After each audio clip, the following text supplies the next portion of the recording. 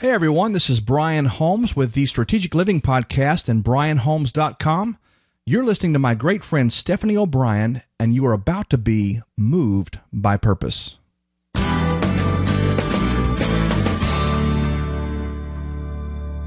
You can't cry for too long at a time. Like at max, a few hours, you're going to be completely drained, I think. So, it's not like you're giving too much, and the reward is amazing. Are you longing to know what your purpose is? Are you on the wrong career path? Do you feel like there must be more to life? Don't worry, there's hope. It's time to be moved by purpose. Now your host, Stephanie O'Brien. Hey, you are listening to the Moved by Purpose podcast with your host, Stephanie O'Brien, today. Thank you for checking in. I know that you guys are busy and have a lot to do and a lot of podcasts to choose from, and I'm always honored that you have chosen to listen in to me and see what I am up to and what I'm doing. So I'm very honored by that. If you are a regular listener, I'd love if you would pipe in and let me know you're listening. Let me know that you value the episode. That always helps encourage me because I see that you are listening, but I don't know who you are. You're anonymous. So I love it when I get emails or letters saying that you enjoy what you heard. And any questions that you have, any trouble that you're facing, feel free to reach out to me. I am very accessible and love reading the emails and sending an encouraging note back to you. Remember that you're never alone and that there are people that are so willing to help and that there's no embarrassment or shame in being stuck or not knowing what to do. That's what us coaches are here for you, to help. And without any delay, I'd love to introduce today's guest, Kristin Swarcheck. She's a transformational powerhouse whose mission is to help high-profile professionals and entrepreneurs exchange their overachieving personalities for true inner alignment so they can avoid burnout, thrive with ease, and become an example of intentional living for others. And without any further delay, let's get right into the interview.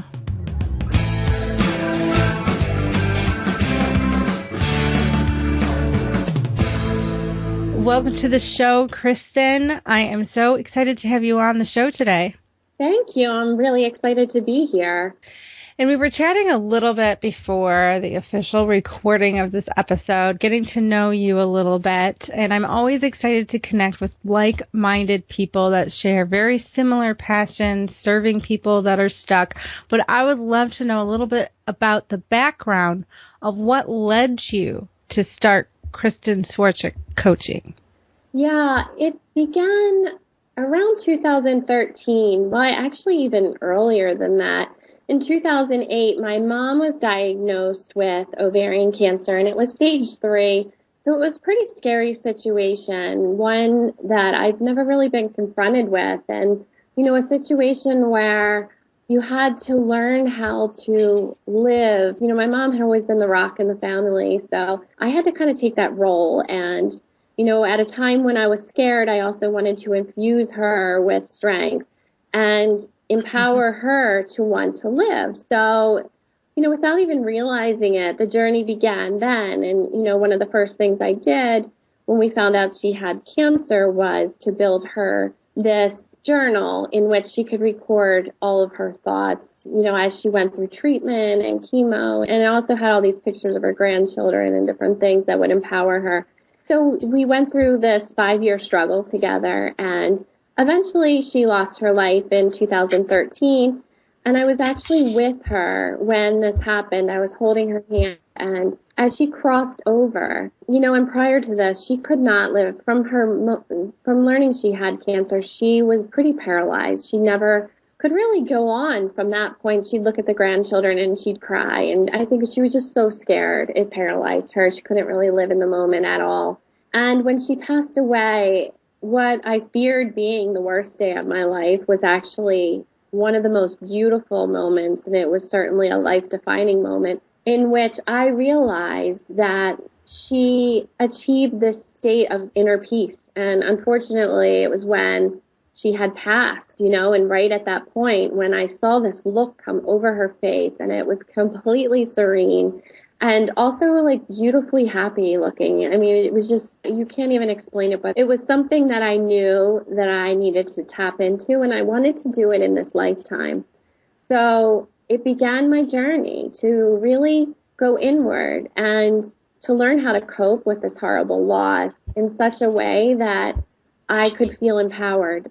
And so that's when it began. And then, I was married 10 years at the time, and it was a very toxic relationship with emotional abuse. I had 3 small young children, and I got the courage just from that life-defining moment of losing my mom and knowing that I didn't want to live my life unhappy anymore. So, I went through a divorce, and I hired a divorce coach, which introduced me to the power of coaching. And within 6 months, I was divorced and trying to help everyone cope, But I still realized that I knew I was on this transformational journey, but I had no idea what the steps were or anything like that. I was just doing the best I could to kind of get through it and grow. And that, the researcher in me just became so intrigued that it became my life's work. And I'm now writing about the transformational process, and that's what I love to do. That's why I love to help people wherever they are in life to work with me and have a guide through the process of transforming at the core.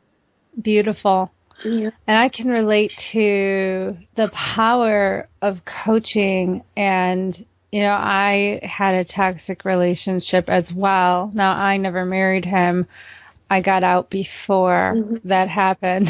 Yeah. But I remember everything in my life seemed to just change. You're almost like one decision away from radically transforming your life. Yeah. I mean, that was for me. So true. Yeah. I mean, because I was just talking recently to some close friends of mine, and they know my story very, very intimately because they walked through it with me all the way. They saw the before, they saw the after, and they were like, I talk a lot about career and doing your life work and finding your purpose and all these things, which are very powerful. But I kind of avoid talking about the relationship I was in before. And they're like, you don't talk about that, but do you realize how much your life did not start radically changing when you decided to start your business? It started when you left your relationship. Yeah. And that's what it all started from. Because they're like, you start from when you started your business. And you need to take it back a little bit more. So anyway, I just can relate to that and realize that it was that one decision transformed my life. I mean, it was, I either stay in this relationship and delay fulfilling my purpose and fulfilling and living a fulfilling life, or I let go the unknown, embrace uncertainty, and see what life has to offer. And I'm so glad I did the latter. Exactly. I mean, it's our thoughts, it's what we decide to believe at any point in time that shapes up the actions that we take. And now that's very clear for me. But, you have to really, something's got to be a catalyst to make you realize that. And I think that's the power in this, and awareness as we peel away the layers of our ego and our false selves.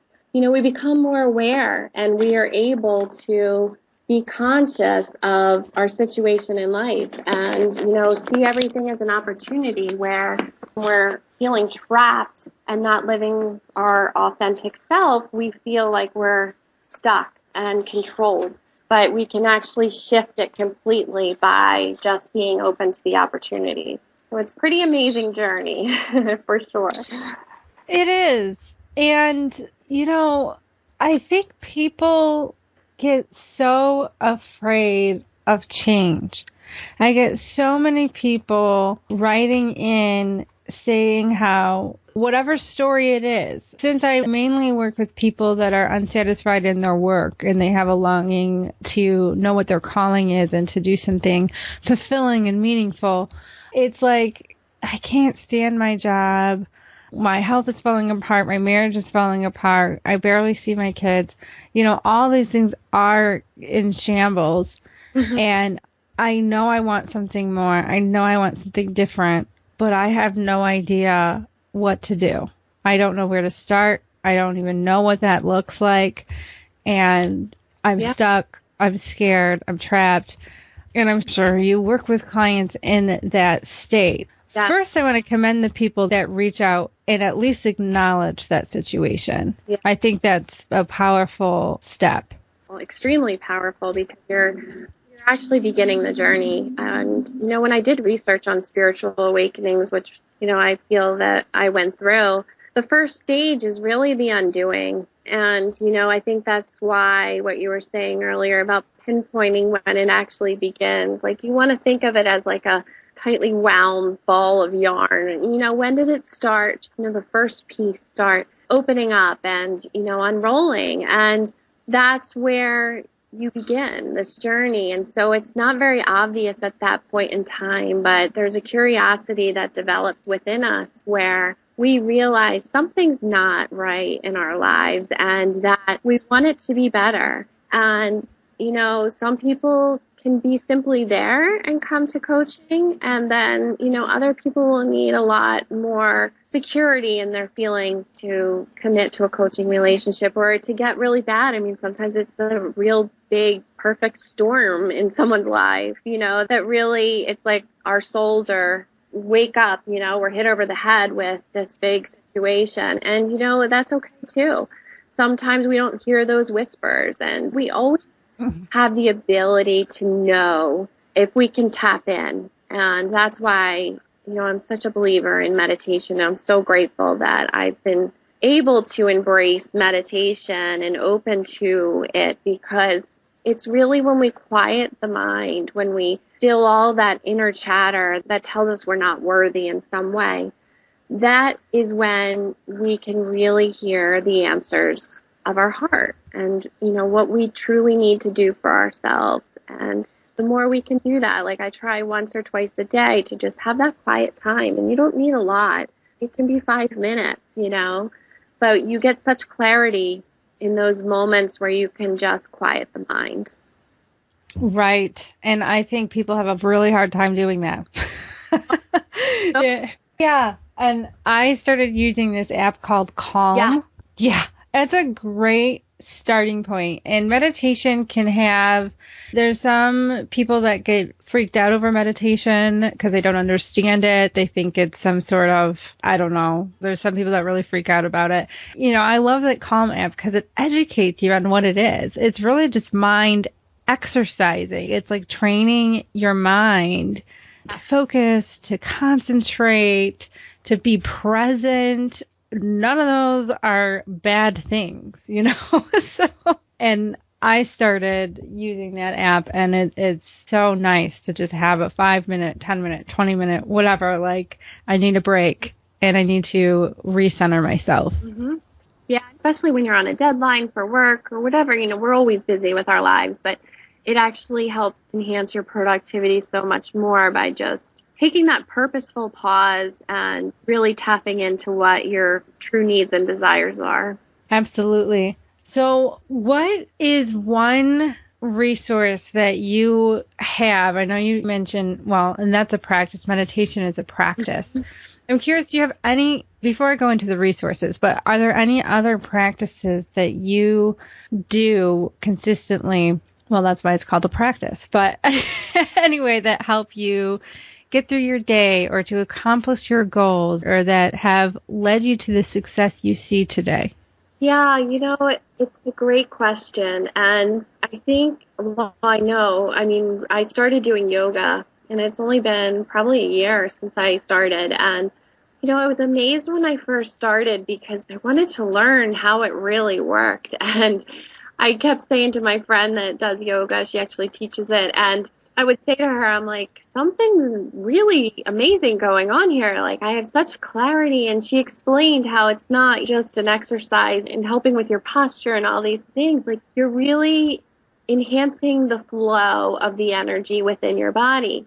And then I started to research, what else impacts that? And it's the foods that we eat. And I tried to follow like a raw food diet, and I love coffee, I do, but every once in a while I'll take a few days off completely of coffee, and I'm trying to be conscious of how much I drink, because when I drink the coffee and I eat all the raw foods and limit my sugar and I'm doing the yoga and the meditation, your energy is so enhanced, and I think we raise that vibration. We're just clear. I feel like our minds become a lot more clouded when we're not taking good care of ourselves, and sleep is also really important, and I struggle with that. I still do, because I live such a busy life, and when my kids are in bed, I'm usually working and I get up early and those kinds of things. But I think the more we can be conscious of those choices we make, it really has a big impact on our moods and on our mental, physical well-being.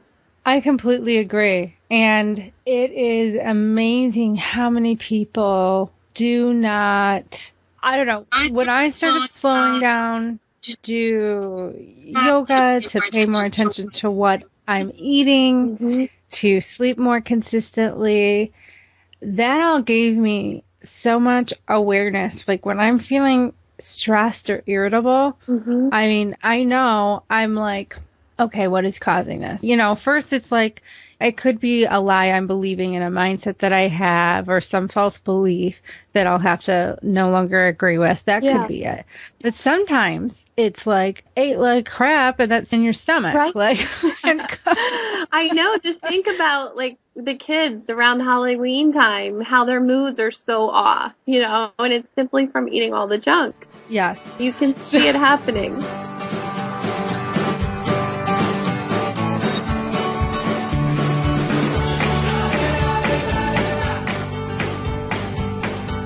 Yeah. And so it is good to be aware. And so what are your suggestions on someone listening to this? They know they need to make a change. We talked a lot about a lot of these things. Now, I've learned for myself that when I say, okay, I'm going to start exercising regularly, eating healthy, getting 8 hours of sleep a night, and meditating every day, I'm setting myself up for failure, because there's too many new habits to try to develop all at once. It is. Yeah, I mean, that is your ideal to be able to, it's usually if you're not working a full day, you would have that time. But yeah, I think the key is to put them on your calendar and to really think about what your week's going to look like ahead of time, and schedule these things out like you would an important meeting for yourself, because we so often overlook taking care of ourselves, and that can take many different forms. It can be the self-talk that we have with ourselves every day. But the more we can plan for these types of activities that we know we can give back and replenish our souls and our physical and mental health, then I think, we really need to plan those like every other meeting or event in our life.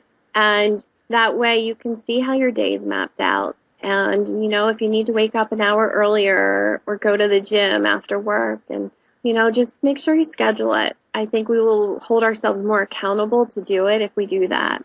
So that's been something that's helped me. And like you said, just to realize that you need your downtime in the day, and maybe you schedule that too, your time to just relax with the family after dinner or whatever it is. But we live a life where there's never enough hours in the day, and therefore we have to kind of schedule these things. I agree. And it is valuing yourself enough to do it. And I think people are so used to, at least the people I've worked with, they're just so used to giving and giving and giving that they start to feel guilty when they start taking time for themselves and caring for themselves, especially women, I see, with small children. Yeah, I understand that very well. Yeah, and there are seasons in life where you got small children and you're working full time, and there's a lot of things to juggle. I mean, you do have to take care of the little ones' needs. You got to feed them, but you got to take care of yourself as well. So to anybody, unless we take care of, it's like the oxygen mask theory, you have to take care of yourself first. You can see that happen when your patience is limited and all these things when you're under stress. So it's important to pay attention. The other piece of advice that I really am embracing in my own life is to listen to ourselves, in the sense that, like, if you have a situation at work where you've had a really bad day, or, you're just really down about something, leaning into the actual emotions associated with it. I think so many of our problems come from our need to stuff our emotions. And isn't it crazy? Like, when you start just leaning into it and letting the emotions flow through you. And I know you have to sometimes, if you're at work, you can't just break down and cry, whatever it is. But when you come home, you can. And, for men, I work with a lot of men that, don't want to let their armor down. But there's ways to release the physical stress in your body. And the quicker we can do that, the more we can get on with our lives in ways that are positive. And it's like the beach ball, submerging it underwater. The more we submerge it, it's going to pop up and it's going to get more destructive the longer we hold it under. And that's what happens when we do that with the emotions in our bodies. So I really encourage my clients and myself, I'm doing it with my children too. Like, if they seem stressed or have a bad day, like, I encourage us to just let it out together, and it's making a big difference. So I think it's a major shift in our thinking, but I've seen the impact of it, and it's pretty easy to make a big change in your life by doing it. Yeah.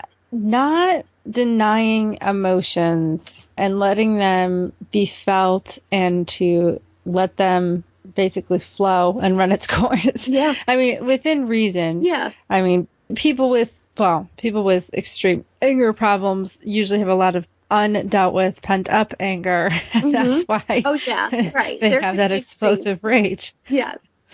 But it's amazing when you start, I think people get a little they're like, well, I don't want to be an emotional basket case. Mm-hmm. I don't want to constantly be feeling every feeling I feel, because then I'm just always going to be processing through things, always talking about them, and that's going to get really annoying, and I think that's unproductive. But I find the contrary to be true. Yeah. I think it's so much more unproductive when you're not identifying them. And in the early phases, if you're used to shoving your feelings or denying them, mm-hmm. it does take some time to get used to identifying it, processing through it, letting it go. Exactly. The more you do it, the quicker you can process through it, I think. Right. I mean, some feelings are bigger, like grief is a bigger one. Yeah, sometimes you're caught off guard with some big things, so you're going to have a little bit longer span of dealing with those. But even when you allow yourself to be the basket case, you can't cry for too long at a time. Like, at max, a few hours, you're going to be completely drained, I think. So, it's not like you're giving too much, and the reward is amazing. So I'm not finding the issues. Like, every once in a while, if I've not really dealt with them as much, I will have an hour or two of just not feeling so great. But they really are becoming habit of flowing right through. And I think part of it is we center ourselves. So if you get clear on them while you're processing them, they don't really seem, I think we make them irrational in our head. But if you can center yourself, then you see them for what they really are, and they really don't hold so much weight anymore. And that's part of the processing, where they're just kind of, you let go of them. They're not really stressing you out anymore. So it's probably a 2-part process. I agree. And someone once said, feelings are indicators, not leaders. Mm-hmm. And that was really eye-opening for me, because I used to live my life led by feelings. Yeah. And led by emotions, when really it's just like symptoms in your body, muscle tension or headaches or restless sleep. Those are indicating something that you need to look at and address. And so usually in cases like that, it's usually linked to emotions and not resolving emotions. So. Yeah. What's been fascinating alongside of that is the button pushing philosophy. So if you're, cut off in traffic, or someone's bothersome towards you at work and just, makes you feel hurt in some way, or whatever it may be, whenever your buttons are pushed, I love to encourage my clients to just examine and observe. What is that saying about you? And it's so fun to do because if you shift it that way, there's always so much to be learned about our values, about our beliefs. And then you have the opportunity with knowing that to make a change. And, in the future, they may not be things that bother you anymore. But again, you're leaning into them and you're just embracing them for what they are and learning from the situation. So it's a conscious choice that we make in those moments. And, life is so much about not what happens to us, but how we react to it. And these are all just examples of us steering the ship of our lives. And we're always in control. We may not feel that way, but it's a simple shift in our thinking that will put us back in control. And it's a very empowering thought to remind yourself. I mean, you can't control others, but you can control your attitude. You can control how you think about it, what you're going to do with processing it. And it's very empowering because the moment you start, there are some things that are just out of our control. But again, I say we're in control of a lot more than we think. And the moment we delegate that, or we're not taking responsibility or walking in ownership or an empowerment thought, you become a victim. Yeah. And everything is, you're living a very powerless life. Yes. I lived that way. Yeah. That's imprisoning yourself in your mind. And someone once explained that to me, like the power of that. And I've seen so many people live from that place and the destructive effects of that, of not being able to let go of the control. And people that are controlling, that's simply what it is. They're very fearful of so many things. And it's, detaching from the outcomes and all these skills that we learn through coaching that allow us to simply be mindful and embrace the moment and enjoy the experience. But, a lot of people just feel the need to have full control over the whole process. And that's a really scary place to be, especially when you're trying to control others, because other people are not meant to be controlled, and it's like a moving target where it's hard enough just to deal with our own lives every day. But when you have that on your plate as well, there's no way you can be living from a good space. So it's just building that awareness why people are doing those things that help them see and move out of it possibly. If they choose to. Yeah. And the power of choice. The power of choice, exactly. And, it's much easier for people to continue the status quo. And so you really have to have that internal motivation, whatever it may come from, to embrace a better life. And that's the thing, the power of choice. Like, no one is stuck in any situation in their life. None.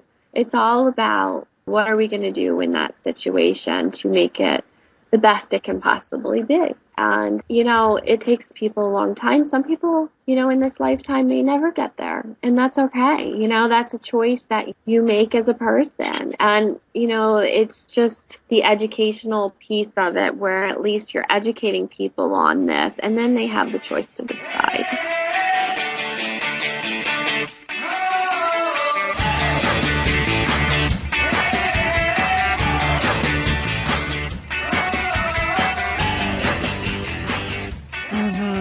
It's so powerful. The stuff is so powerful. I'm just so grateful that these bits of truth were presented to me. They did not take root right away, or at least did not come to an outward harvest right away. It took years. Yeah. It took years of me hearing pieces of this truth. It took years of wise counsel telling me, you have the power of choice. I'm so grateful for the people, even when I wanted to be a victim, I was holding on to this right to be offended, and totally playing victim.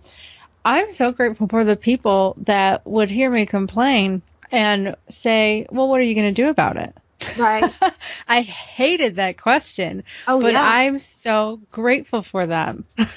Yeah, I know. And when you start to think back on the people in your life, I'm such a believer in the fact that everyone's in your life for a reason.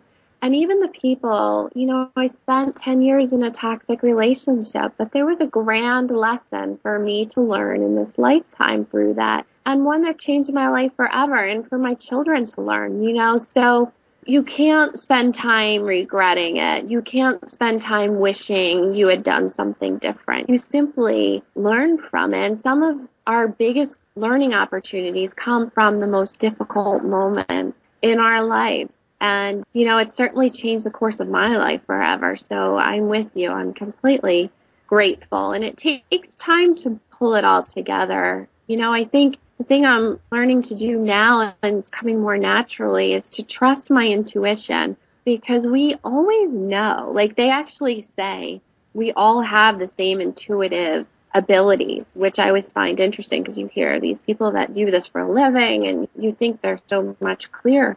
The practices that they choose and their ability to get clear. But we all have that within ourselves, and we can always know what the right decision is at any point in time for us.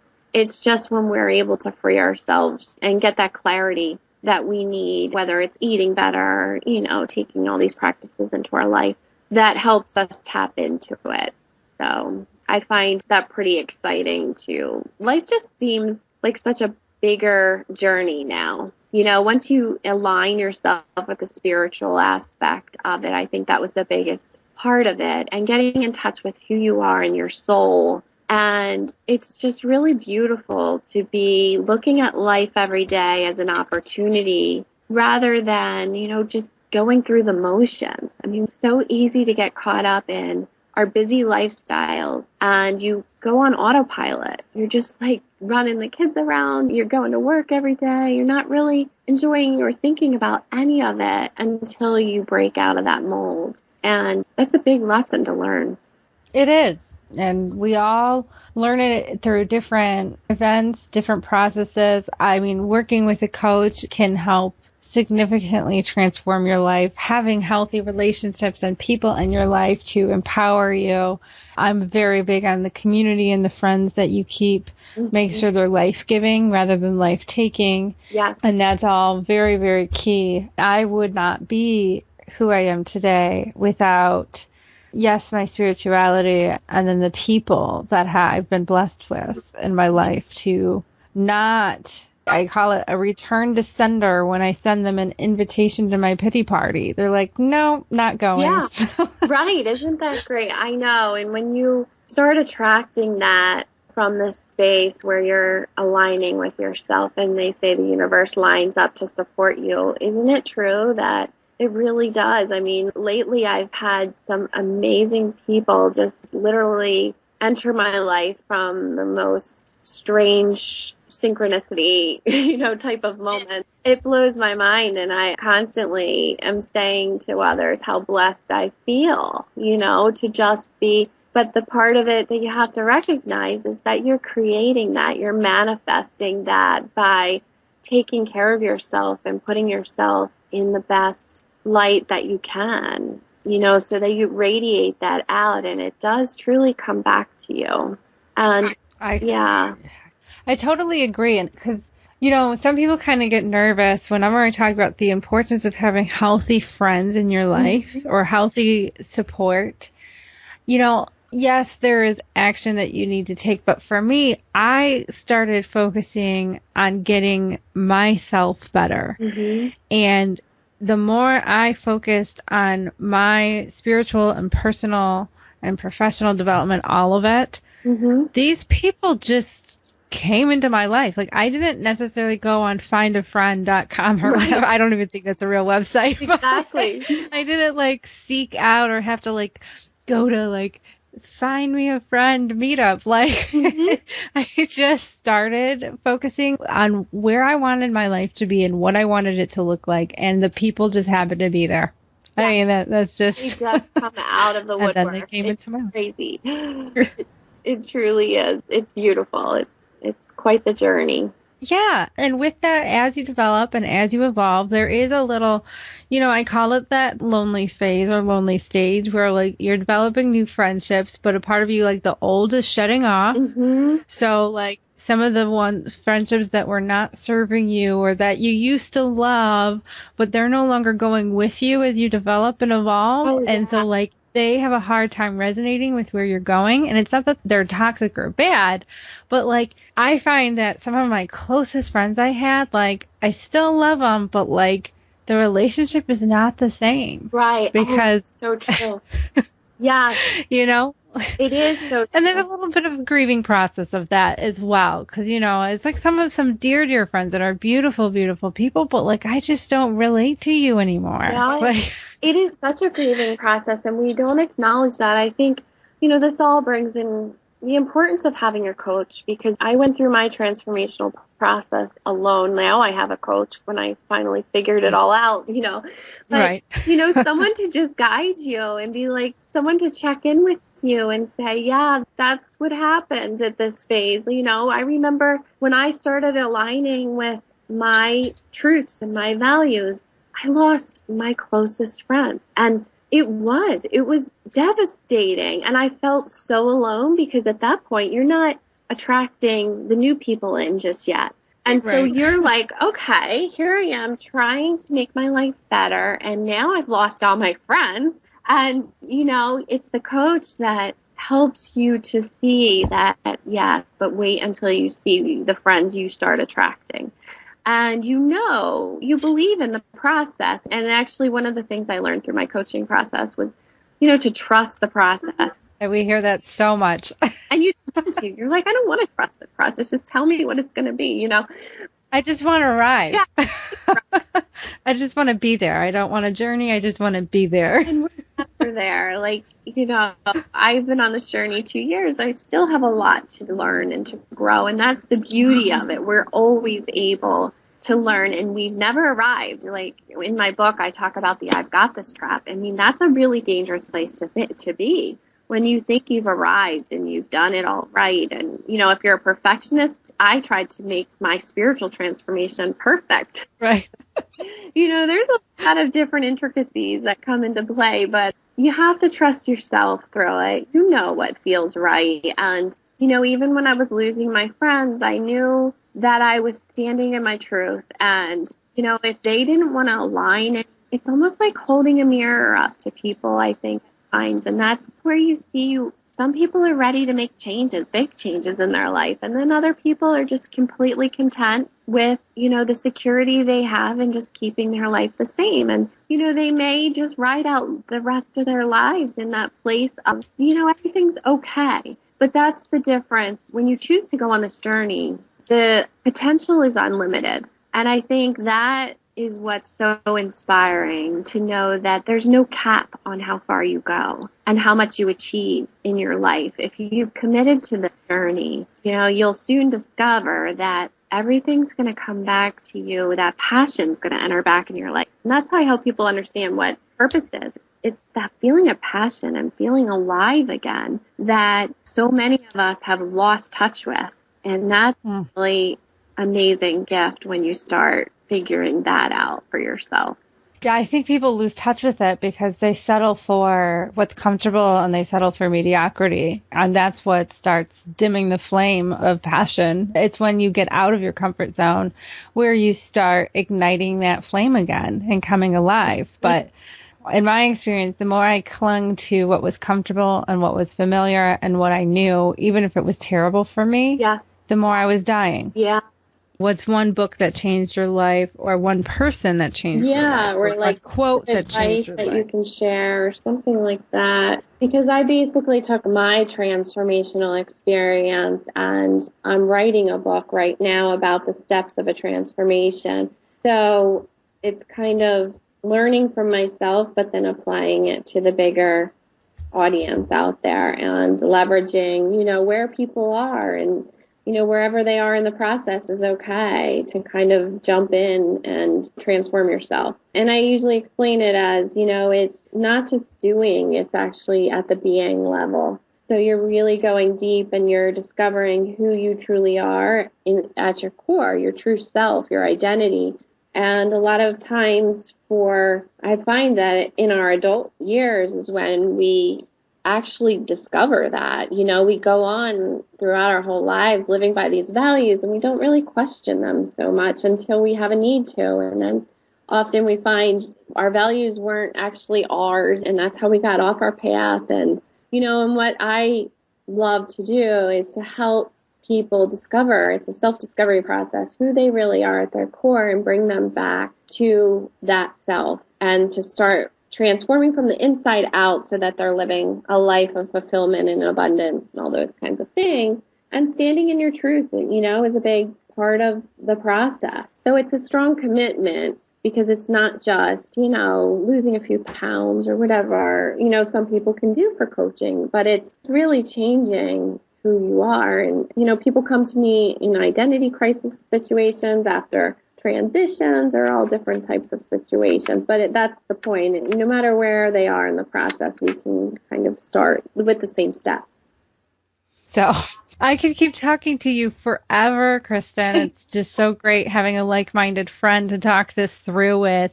But I want people to connect with you. You mentioned a book. Yeah. What was the title of your book? My book is called Crashing into Grace, and it's not published officially yet. But those of you that come through my coaching process or connect with me on my blog, sharing a lot of those teachings now ahead of time. And it's actually the process of transformation. So, you can visit me at www.Kristin, Kristin, Swarcheck, Swarcheck.com. And my email is Kristen@KristenSwarcheck.com. Awesome. I love the title of the book, Crashing into Grace. That's an awesome title. Yep. Yeah, so be sure to check out Kristen's website. I will have these for you on the show notes as well. If you're out driving and can't look it up, on your app, you'll be able to see these. It will link right up to her page and you can connect with her there.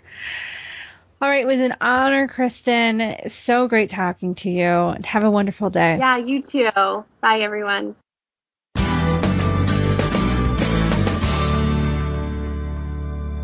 Life is so much about not what happens to us, but how we react to it. And these are all just examples of us steering the ship of our lives. And we're always in control. We may not feel that way, but it's a simple shift in our thinking that will put us back in control.